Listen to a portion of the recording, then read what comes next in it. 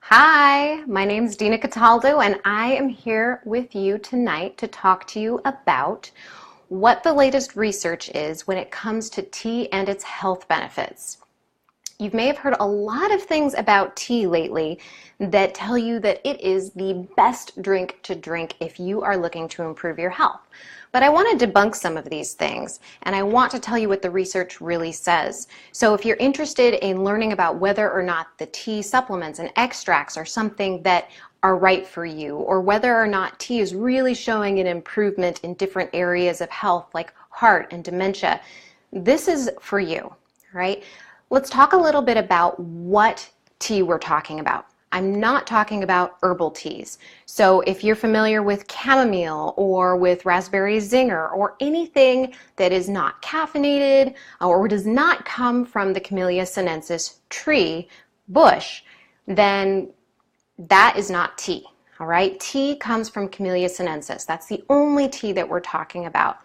And the health benefits that we're talking about come from the loose leaf tea, the whole or partial leaf tea. It's not from the tea bags that you might see in the store that have tea dust in them.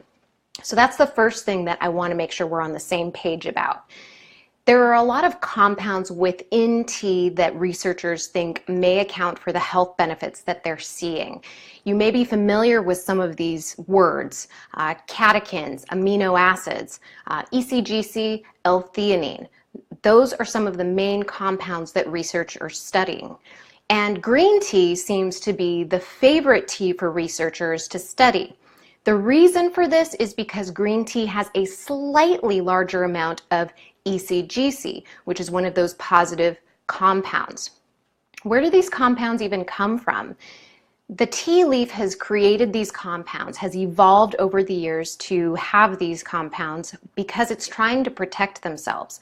They're called secondary metabolites, and all that means is that the tea plant has tried to create these different compounds to protect itself from the weather, from bugs, and it just so happens that humans really enjoy the taste of caffeine and tannins and flavonoids. So that is why these things are even in the tea leaf.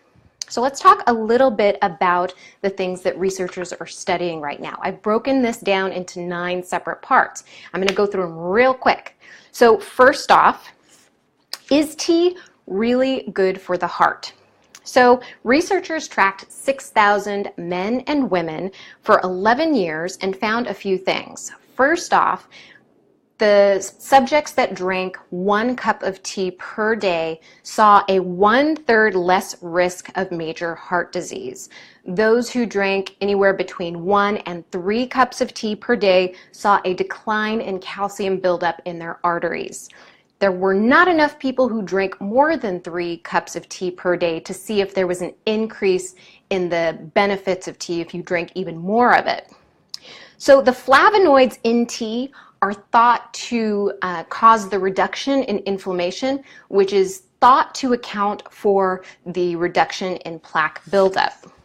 And more generally, tea is a really good source of catechins and epicatechins, which researchers they think that is why tea has the beneficial impact that it does on our health. Bottom line is more research needs to be done. Second, can tea prevent dementia? There's a 2017 study of 900 Chinese people who are 55 years and older. Now, the female population seemed to benefit the most from drinking green tea in terms of whether or not their dementia either progressed or whether or not they got dementia. However, there's really not a lot of information here. There's not enough information to say that it definitively can prevent dementia. Right now, there's a slightly positive impact towards a small group of females, but at this point, there's just not enough information. So stay tuned on that one. 3, can tea increase focus? There's 2 compounds in caffeine that have been studied in a study, which are all cited on the blog, and I'll post that in the comments below. So L-theanine is one compound that is generally just found in tea. And caffeine is something that can be found in a number of different plants. So researchers studied the effect of L-theanine and caffeine either in a combined setting or L-theanine alone or caffeine alone. And what they found was the combined L-theanine and caffeine had an improved effect on memory and reaction time much better than those who took L-theanine alone or took caffeine alone. So this is a positive impact that you can say, yes, it does increase your focus. Now 4, can tea help with diabetes? There's one study that suggests that the answer is yes.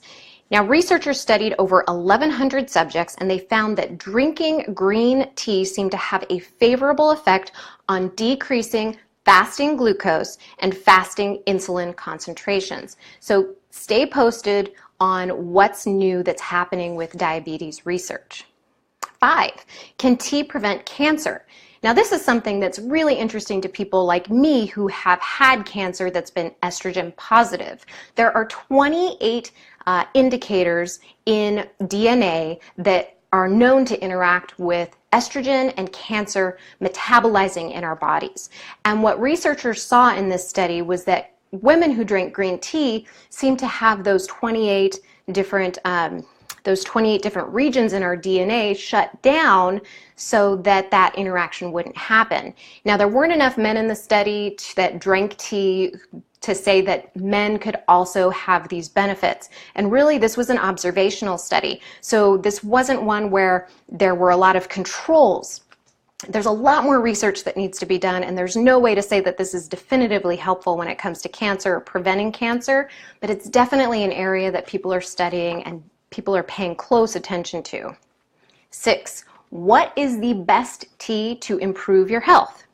So I've already talked a little bit about this, but all teas have these beneficial compounds that I've been talking about.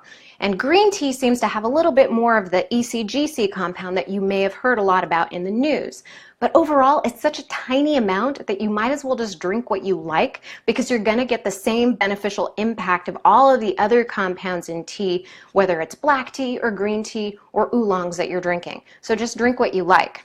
And another thing that I want to point out is that researchers are having a really difficult time in all of these studies differentiating whether or not it's the tea that's causing this beneficial impact on people's health or whether or not it's the different good practices that these people who are drinking tea already have in place. In other words, are tea drinkers simply living healthier lifestyles than people who don't drink tea? They just don't know for sure. So all of this information I'm giving you in the future, it's going to be dependent in determining whether or not tea is going to be essential to preventing dementia or cancer or heart disease or anything that we've talked about. There really has to be a lot more studies done that have control groups that can really say for certain whether or not there's a cause and effect between tea and these health benefits. Right now, the researchers just haven't shown cause and effect. 7, can you drink too much tea? Yes, you can. Researchers actually linked one death, and it was kidneys. It was a kidney failure that happened because this gentleman drank a gallon of iced tea a day. And black tea is known to have compounds in particular that if you drink it in large amounts, it's going to cause kidney stones.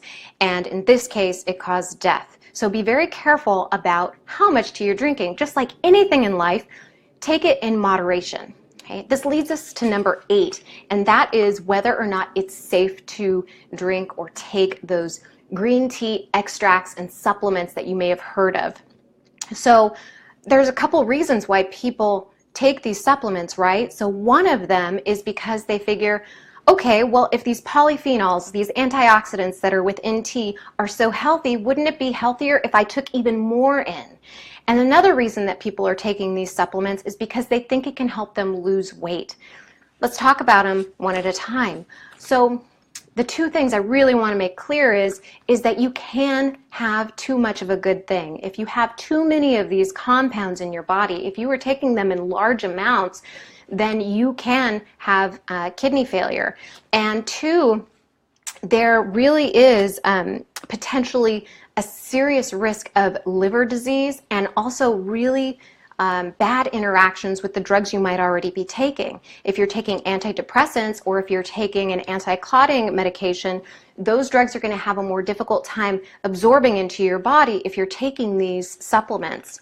And also, these manufacturers who create the supplements and create the extracts, they're not required by the FDA to tell you whether or not they're safe, to tell you whether or not they're effective. Overall, these are just not safe things to take. Just stay away from them. And 9, what is the bottom line?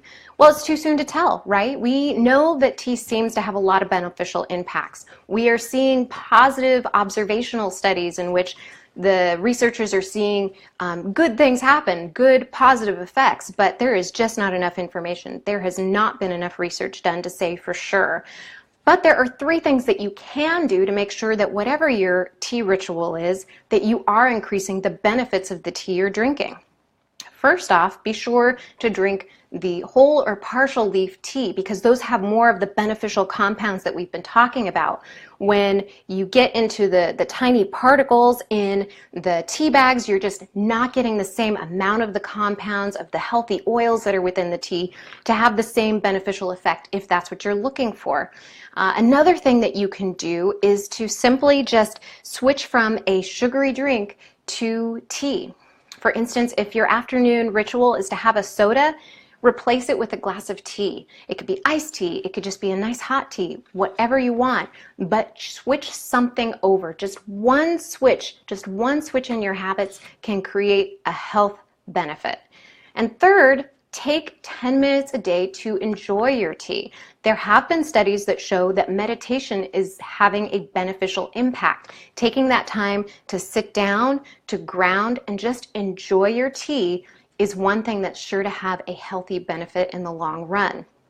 Now, if you're new to tea, or if you're new to Sicilian Tea Company, I want you to do 2 things. First, I want you to go to the website, and I'm going to link to it below, and I want you to get 5 rookie tea mistakes and how to avoid them. And while you're there, you can check out the citations to the different research articles that I've described here, and you can read them for yourself. Second, I would like you to subscribe or like Sicilian Tea Company on Facebook. How do you like to enjoy your tea? What is it about tea that you like, and why are you starting a tea ritual? Go to the website and comment in the section. I want to hear from you. I hope you have a lovely day. Thanks so much for joining me. I will see you next week.